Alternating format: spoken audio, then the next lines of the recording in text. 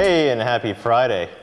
Here we are with Dan Huard. How about that? It's Interview Fridays. Fridays we're trying to interview people. Oh, is that right?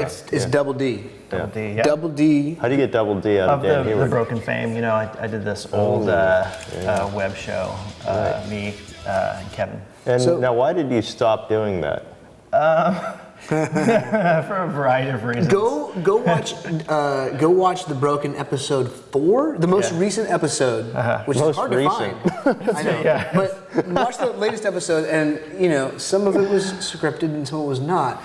There's a haze of smoke in the air, and I believe and this will probably be mixed into the episode. I believe there's like, hey, let's do a show. Let's shoot an episode of The Broken, man. We just showered. Like 2.5 years ago. Let's shoot another episode of The Broken. Huh? Ah, shit. Pass me that shit. There we go.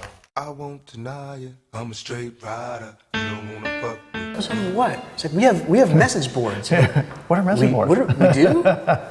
I mean, out of the early shows, definitely, I would say myself and viewers included, like that was definitely one of the, I mean, you would watch those episodes and you're like, they had a lot of fun making that.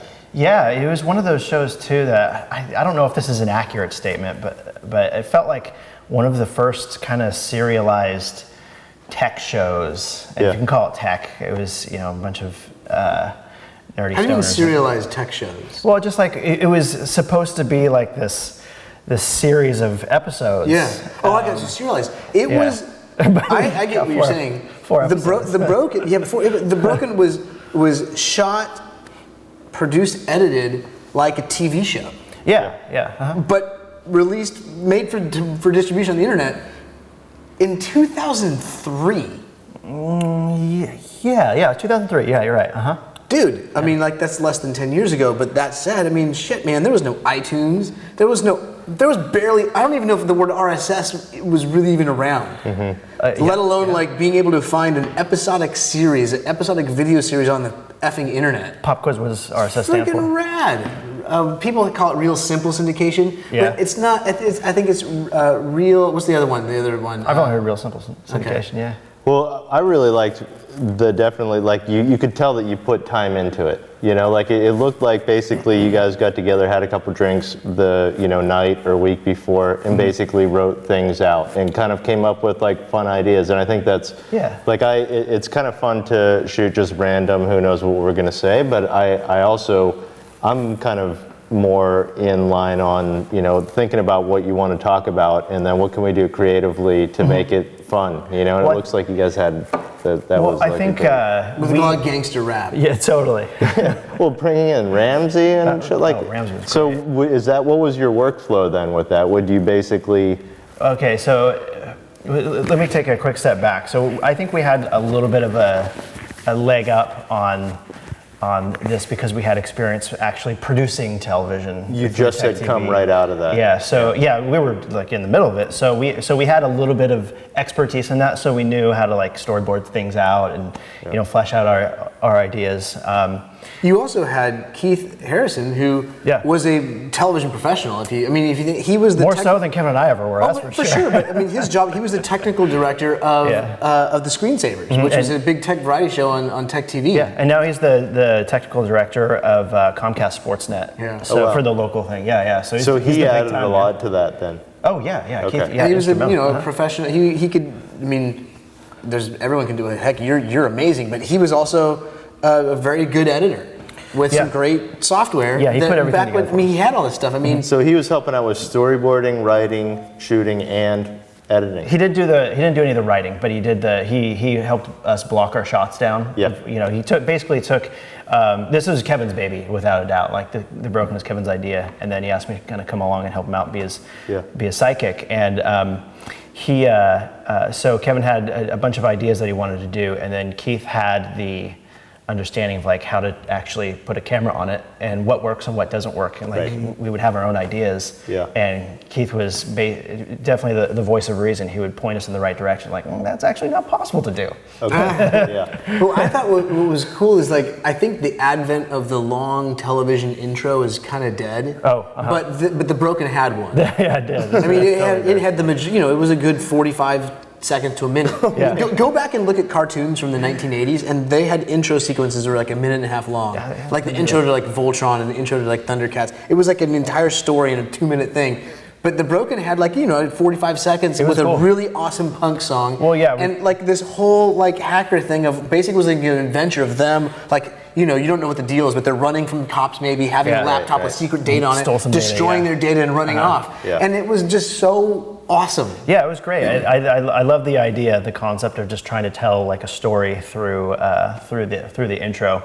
It gave you a good idea of the handful of episodes that we ended up producing. We really only did like 3.5 episodes. There was one episode that we did. We were just too drunk and lazy, and like we just didn't want to do anything. So there's this one episode where we didn't want to actually produce anything. We just wanted to have Ramsey do something. So we had hacking with Ramsey. Yeah, so we did hacking with Ramsey. But one of the episodes that we did was supposed to be a full episode, but we just couldn't get our shit together. Can I swear? Absolutely. And we're not sponsored. so, anyways, we're like, what are we gonna do? It's like let's just do an episode with Ramsey and pretend our footage of our other stuff just like burned. So we just did one like half episode with Ramsey. It was called episode like 2.5, or episode 1.5. It was I think it was one. Yeah, we did a full episode of the first one, and we couldn't even get our shit together on the second episode to do a full episode. Yeah. Which is just, it was very appropriate for the type of work. What do you think about like, as one thing I kind of struggle with a little bit is I kind of am bummed out about not having done some things like that at that age, because as I get older, I'm probably a little bit more critical and like, I probably shouldn't do that, or it's easier to be like, oh, I'm older, I shouldn't be playing those kind of like, well, also the mindset that you're in. You're kind of like, well, like in that last episode, that girl that's like dancing, she's like 20, the Olympic runner. Olympic dancer? She doesn't give a shit. Yeah. So how do you, maintaining that is always something that I'm, curious about as you do get older, and like trying to keep. That's like, always a risk, young because spirit. shit's on the internet, so like it follows you, right?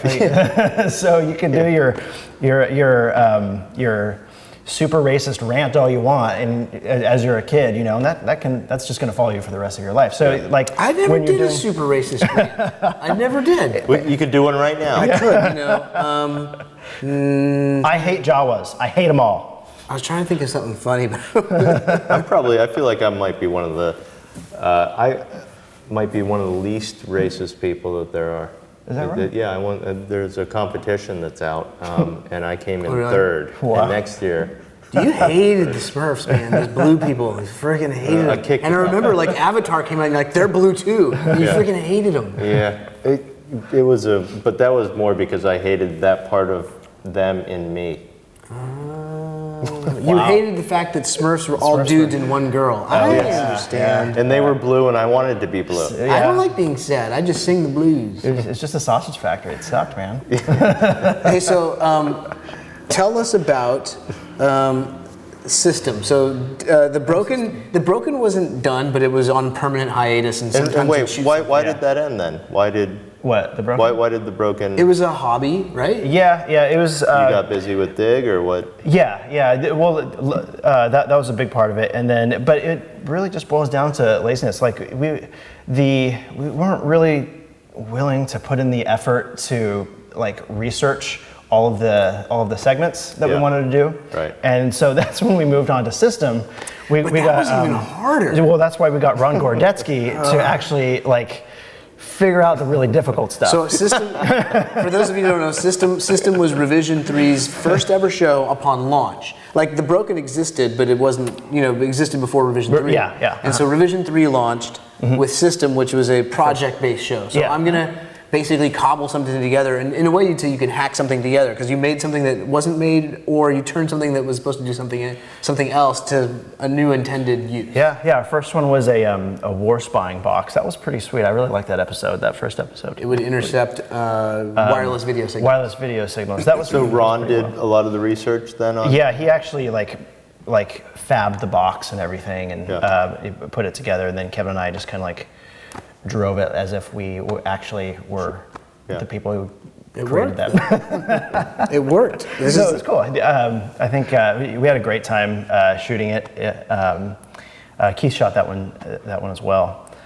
System was a great show, and then so I did, I think, like 4 or 5 of those episodes, and then I moved over to Dig. So Dig was taking off simultaneously with Revision 3. So Revision 3 started possibly even earlier, and Dig was Kevin's hobby website. Yeah, I think Dig started a little bit earlier, but I didn't go on until then. Like the main thing was Revision 3. Hey, here's Revision 3. We're going to be a television network for the internet. We're going to sell sponsorship and support the shows like System, because System at the time was the only show, and we're going to sponsor it, which we did. But then, like, you know, Kevin's other idea, if it existed before, which it might have, took more prominence than Revision 3. But at one point, it was like, hey, Revision 3 is our company. We're going to start a company, it'll be Revision 3, and that's what we'll do. And Kevin had Dig, and then Dig all of a sudden was like, bam, guess what? Yeah, so for when Dig really started to explode, and as any internet startup, especially in social media, you'll know that you need someone to actually be like the eyes and ears of the site, and that was Kevin.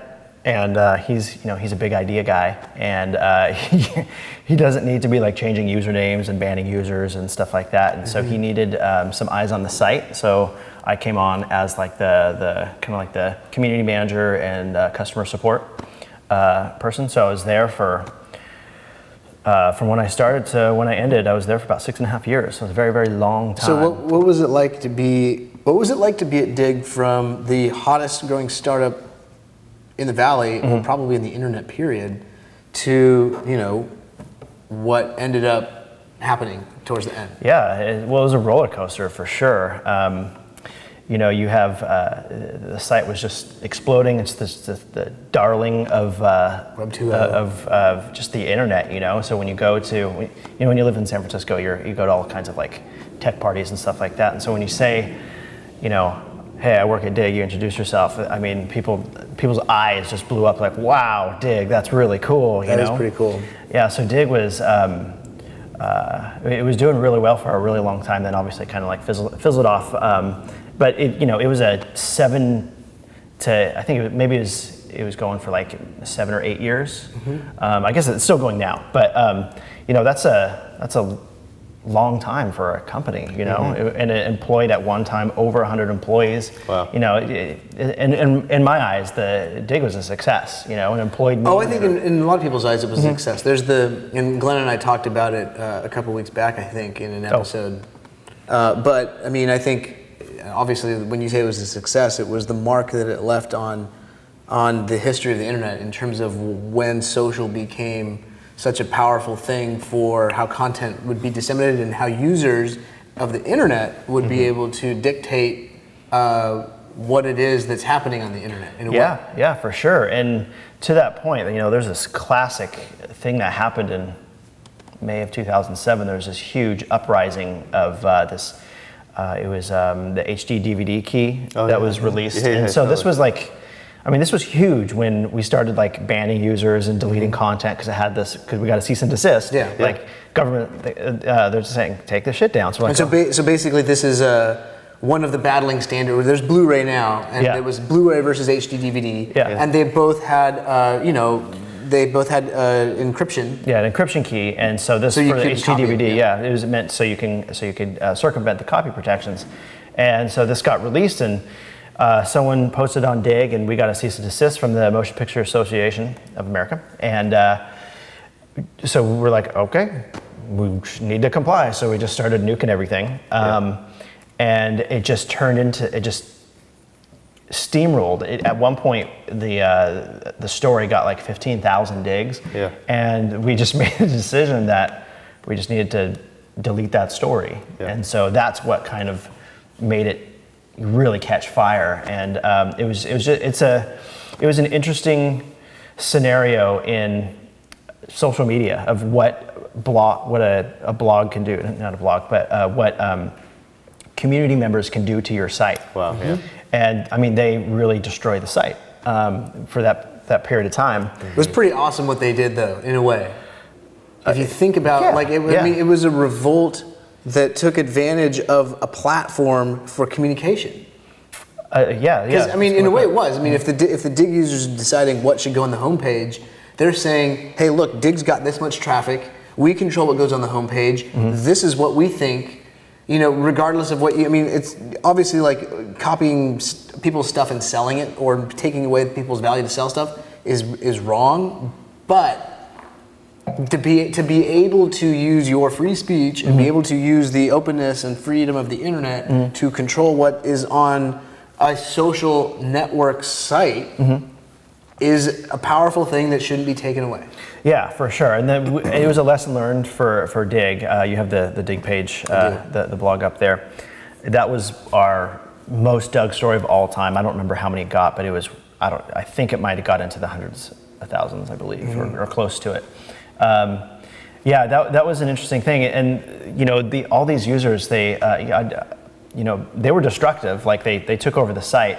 But one of my takeaways that I started to understand this is, you know, people were pretty young then, and this is my takeaway, not Dig's or whatever. But I just felt like, you know, a lot of young people at the time, they didn't have like a whole lot of authority in life, right? And here they were standing up for something that they feel is right, and ultimately they won because this blog post that we did, basically said, okay, we'll stop doing this and we'll listen to you. And at one point in the blog post that Kevin wrote, it's something about the fact, like, if you want us to get dinged by the Motion Picture Association, we'll do it. Okay, this is your site, we're gonna just do it. And luckily nothing really happened. It just, that code got everywhere. They couldn't stop it. They couldn't stop it. But yeah, so I think for a lot of people who didn't have a lot of power and authority in their lives and their job or whatever, they actually won this war, together. And it was, in a way, it was bad. It was a tough day for me because I was the person like nuking all these people and like deleting comments and stuff. It was a tough day for me. But it was just, I think it helped build the community in a way. Like they just got more emboldened, you know? Right. So what happened then afterwards, like as far as user base or people coming to Dig in general? Did it spike from there? It spiked because like the situation just hit all of at least the tech blogs, you know? It was big news. Oh, for sure. Really, really big news. And so people just went over and said, what's going on at Dig? I want to see what's going on. And so we got, a lot of new users out of it. Right. Let's see, what else happened? So it's something that came out of it. I remember being in a product meeting, maybe like the next day or next couple days after that, and we're just like, okay, we just got our asses kicked by our community. We need to figure out, like, now that they know that they can do this, we need to like figure out ways to sort of prevent this. So we tried. So we didn't really we didn't write code any products out of this yet. But I just remember really vividly the meeting that we had is like, what do we need to do to put Dig in emergency mode? So emergency mode meaning like when the users do take over like this again, what do we do?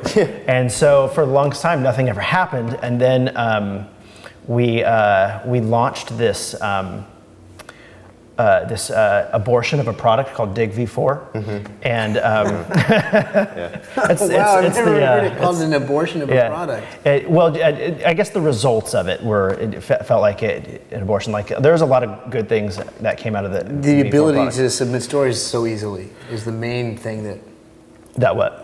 Wasn't that one of the main new things that? It was it was like auto submitting sources. Yeah. I see. Like so you gave power to so many big news outlets. To publishers, exactly. Yeah. See, that's the thing. Like Twitter, you can decide whether or not you want to subscribe to the New York Times.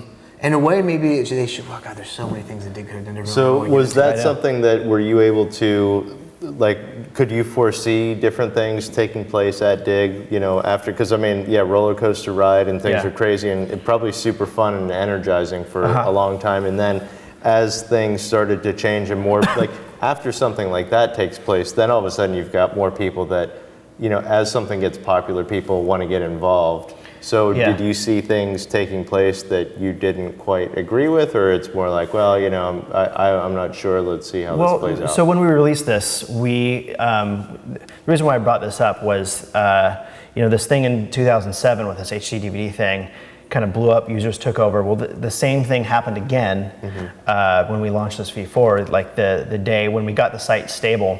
Users, I don't know if they're Reddit users, but people were submitting Reddit content to Dig. Oh, wow. And because like Reddit, just like Dig, they're kind of like the intermediary of the actual content. They're just an aggregator, right? Right. And so they were submitting that, and that's kind of ridiculous. Why would you submit, like no one would submit a dig.com story to Reddit and vice versa, right? And so it was just to take over, and they just took over the entire freaking website. Yeah. And again, so what I was saying about like that emergency mode, we talked about it, but we never really did anything about it. The only thing we could do is just, when that happened, when we launched V4 was, we basically shut off submissions for a while, so people couldn't submit any more content and digs.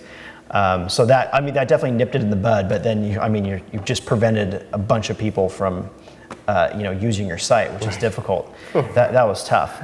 So one thing that, I think the big thing that users had trouble with was the auto submit of content. Like, why do I want to see every story from TechCrunch? I want to see the best stories of TechCrunch voted on by the community, you know? So that was a big thing. But then for a big thing for me on my end, working in for the support aspect and the community aspect, one thing that the admin team was kind of tasked with was kind of like how people behave and misbehave on the site, and that's how they game the site. So we were the kind of the police force of understanding how people are using and abusing the site and how they're trying to fraud the site to get their content up there. And so we've always been instrumental in the pursuit of always improving our promotion algorithm. And so when we see trends of people misusing the site, then we would talk to the engineers and say, okay, this is how they're using the site. Okay, so like one of the things for when we launched V4 that was difficult for me on my end, you know, talking about algorithms and how we were kind of intimately married to them, was we actually launched V4 with no algorithm. So basically how Dig at least used to work a long time ago, it would have, you need to satisfy two things to get promoted. You need to satisfy a certain threshold of digs based on the category you're in, and then there was this idea of karma, and the karma was the algorithm. It wasn't karma in the same sense as like what Slashdot's done, but it's a different way of calculating. Yeah. So we had to satisfy those two things.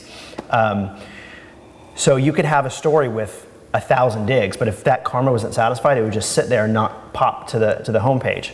So what happened was when we launched V4, we launched it without an algorithm, only a threshold for digs, and users found out what that threshold does within 10 minutes of the site launching. Really? So they knew all I need is 60 digs, and it'll get promoted no matter what. And so that's what happened. And like we knew what we were doing. We're just like, this is going to be a clusterfuck. We're so fucked when this launches. We had no protections over But poor quality content. didn't you roll it out to a few users first?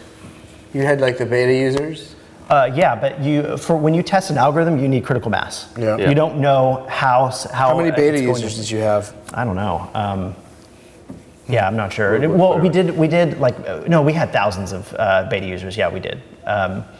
But until we got everybody on the site, you can't really tell how well that algorithm is going to work because it needs the entire sample size to fully know. And so that was my biggest complaint, just on an internal basis of why that was my big frustration with V4 when we launched. Is like one of the core components of Dig is this algorithm that we've that we've worked on for years and years and years, and then we launched this new product with nothing, with no algorithm outside of just a threshold. Right. Yeah.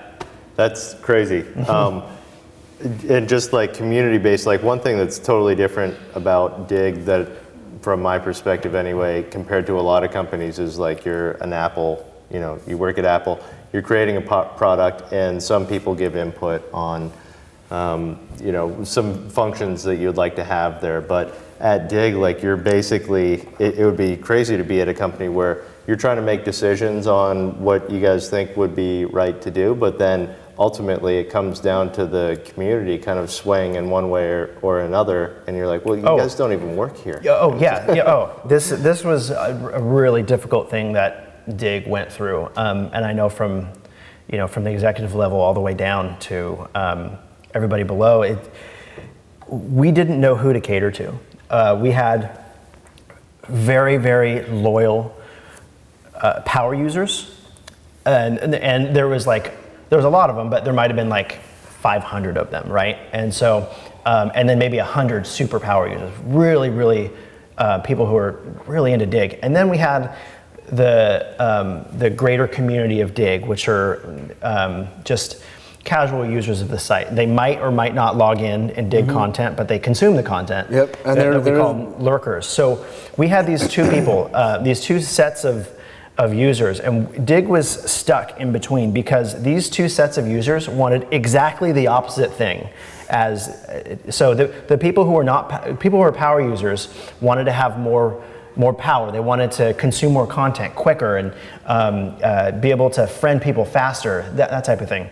Well, and also to be able to, like, at one point, I mean, they had more karma and they were influencing what goes onto the site. And then the rest of the people didn't want a select few power users to dictate what goes on the homepage. Exactly. Yeah, they wanted it to be more diverse, and that's where our algorithm came in. We had this idea of a diversity algorithm, so we needed more diverse sets of users digging up content before it gets promoted to identify, okay, this is going to represent for the greater community, not just this small set of users. Right. But anyways, we just had these two sets of users. They didn't want either side to win, basically. And so Dig was here in the middle, and we had to decide, or we couldn't decide on who to cater to, because it makes sense to cater to where the masses are, where all the users are, but they're not the people who are driving the digs and the comments, that type of thing. The 100 to 500 users, super users, power users over here are the people they're the engine, and so we just got stuck. We were just stuck in the middle, and so we launched something that I think ultimately we just decided we need to go for where the masses are. We're trying to get mass, a huge influx of users. We wanted stories with 20,000 digs on the average. 20,000 digs on the story on the average, and we didn't reach that goal. But like that's what we were trying to do, and we didn't get anywhere. I mean, I want to see. I think what would be freaking awesome would be to have yourself or maybe a couple other people from Dig, and then users on both sides sitting around a table and having a discussion. Yeah. We started that on some small level. We got Kevin and Jay to sit, and we just called them town halls. They would sit in front of a camera. Totally. And it was that idea. It wasn't with other users asking questions, but it was catered in a way where users would submit their questions first, and then the top 10 questions would be answered by them. Right. So in a way, it was the same idea. Yeah. But then, of course, you got lurkers not submitting questions. There you go. So, I guess, unless you've got more questions before we go, I was just going to ask, what do you think is going to happen with, so BetaWorks purchased Dig, or they purchased the remaining assets of Dig. And so Dig sold for various different packages, whether it was patents or it was the engineering team, whoever was the engineering team at the time. So BetaWorks has it. They've basically committed themselves and said they will be recreating and relaunching the product on August 1st. Yeah, I don't have a lot of faith in that. Like, you need more time to put something together. Why do you think they're moving so fast? I think time's of the essence for them. Like, I mean, they can only go so long without the Dig brand completely disappearing. Yeah, well, and they're giving themselves 6 weeks or less? Something like that. How the hell do you do and that? like, how do you do a complete revamp? I don't know. For this V4 launch, that was an 8-month process. For better or for worse, that's what it was. That took too long, though, in a way. For better or for worse, I agree. For sure. So I don't have, I don't have a lot of faith. Do you hope it's awesome? Yeah, of course. Like, my heart is with Dig. I mean, this was my best job. No, Tech TV was my favorite job. But we all worked at Tech TV. Yeah. So yeah, I think I really hope it does well. It's given me a lot of joy over over 7 years. It's made me happy, and I've met a lot of friends, and it just put me in the web world. Before I was in the TV world, right. And it was a big change for me when I went from Rev3 to Dig. It was a big change. I wasn't like a community manager or anything like that. I was a tech guy, but I mean, talk about a non-mundane job. I mean, you're at the cusp of like this crazy technology as it's happening, working with the community. And then the company is just exploding. Kevin's like super popular. He's doing crazy shit on TV. I love that. I love that. Like, you have to love your community, especially. I mean, if they're your users. Yeah. But at the same time, like, all of us know that. We were talking about in the previous episode how there's all these a-hole commenters on YouTube and all these other. And I love that for a while it was you and a couple of the the admins, and you refer to the users, and specifically with the troubled commenters, and you called them those motherfuckers on Dig. And you'd be like, those motherfuckers on Dig. And it was like the commenters that were causing problems and trouble. Oh yeah. And that HD DVD day, like that was hell. The motherfuckers on Dig took over. Those motherfuckers on Dig taking over. Like that was a tough day for me. Damn. Well, I think that's probably a good spot to kind of wrap up. But fuck, I feel like I have a ton more questions of like what Dan's up to now, what's been happening, and I think there's probably a lot of questions and comments that viewers have as well, because Dan was the kind of backbone of Dig primarily. If you want Dan back on the show, you got to go to dig.com and submit a story and ask for Dan to come back on the show. But I would say we want him back on, and let's hit up on what he's been up to now, some other things, but ask questions that we didn't hit on here that are, and the more popular questions, we'll do a little town hall. Yeah, do a town hall, and for anybody who does want to know, I still cannot read a teleprompter. If anybody watched me on Tech TV, I can't read a teleprompter, and I can't memorize my closing lines. credits. Remind me, we'll put that in the closing in the end of the show. Please don't. His teleprompter. It's so embarrassing. You can probably find it. Talking to Mike. Bring back the broken, right? Yeah. Just got to convince Kevin. Those comments are constant. I don't know if the Googles will let him do that stuff. No, probably not. Yeah. Thanks for watching. Is it Google or Zhuzhul? Zhuzhul. Did you ever see the freaking Reggie Watts? We'll see you next time. Peace out. Watch Reggie Watts at Google. It's insane. Very cool. Now come up after the break with more calls, and I'm not wearing any pants, by the way. I'm just saying. But anyways, shut up!